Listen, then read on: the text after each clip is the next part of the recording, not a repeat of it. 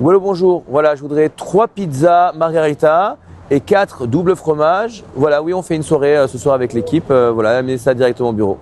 Voilà, merci beaucoup. À ce soir, merci beaucoup. Ah, vous êtes là. Alors, quand il y a des réunions d'équipe, qui commande les pizzas? C'est le boss. Pourquoi? Écoutez bien ce passage incroyable qui nous raconte la Torah.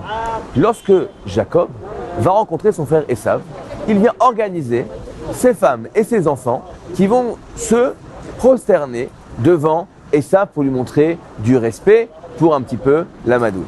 Sauf que si on regarde bien le texte de la Torah, il y a une différence. Lorsque les servantes et leurs enfants vont se prosterner, il est écrit Vatishtahavena. Elles se sont prosternées. Mais lorsque les femmes de Jacob, Léa et Rachel avec leurs enfants vont se prosterner, il est écrit Vaishtachavu. Ils se sont tous prosternés. Donc dit le Chizkuni, qu'est-ce qui s'est passé à ce moment-là?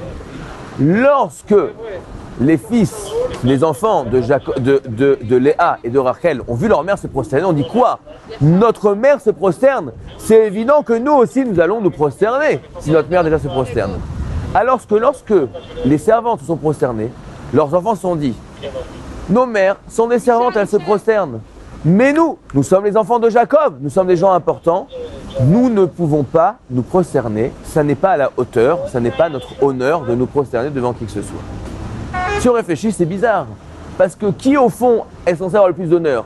Les enfants des servantes ou les enfants de Rachel et Léa? Bien sûr que les enfants de Rachel et Léa devraient avoir plus d'honneur et donc eux ne voudraient pas normalement se prosterner. Eh bien, c'est tout le contraire qui se passe. Pourquoi?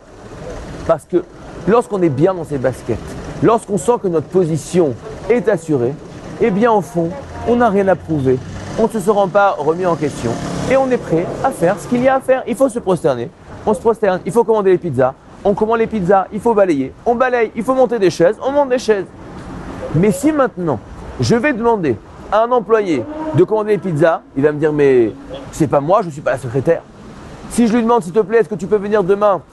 On doit monter les chaises du bureau. Il va dire mais moi, je fais pas la manutention ici. Si je demande de passer le balai, je ne suis pas balayeur.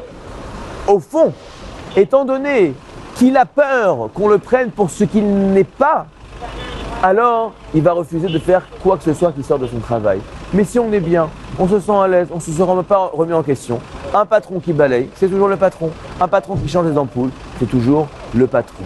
Alors à nous aussi, sachons nous sentir bien à notre place. On n'est pas remis en question, on est sûr de qui on est et on n'a pas peur de mettre la main à la pâte et de faire ce qui est nécessaire. Et on n'est pas du tout remis en question, au contraire, on monte par là qu'on est très bien avec soi-même. Et je vous dis à la semaine prochaine.